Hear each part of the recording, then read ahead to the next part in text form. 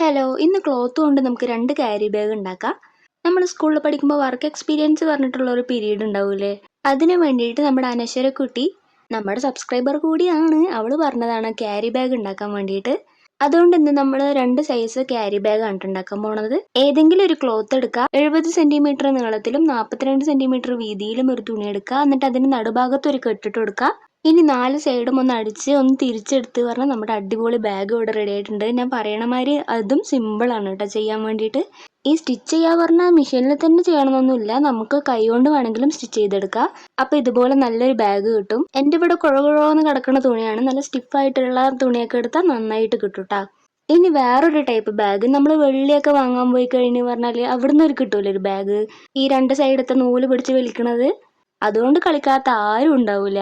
ആ ബാഗാണ് കേട്ടോ ഇത് ഉണ്ടാക്കാൻ പോണത്. ഞാൻ അവിടെ സ്റ്റിച്ച് ചെയ്യണം ഇവിടെ സ്റ്റിച്ച് ചെയ്യണം എന്ന് പറയണതിനെക്കാട്ടി നല്ലത് നിങ്ങൾക്കത് കാണുമ്പോൾ തന്നെ മനസ്സിലാവും. അങ്ങനെ നമ്മുടെ 2 ബാഗും ഇവിടെ റെഡി ആയിട്ടുണ്ട്. നിങ്ങൾക്ക് ഇതിൽ ഏതാ ഇഷ്ടപ്പെട്ടെന്ന് കമൻറ്റ് ചെയ്യാൻ മറക്കണ്ട. ഇഷ്ടപ്പെടുകയാണെങ്കിൽ ലൈക്കും സബ്സ്ക്രൈബും കൂടി ചെയ്തോ. ബൈ.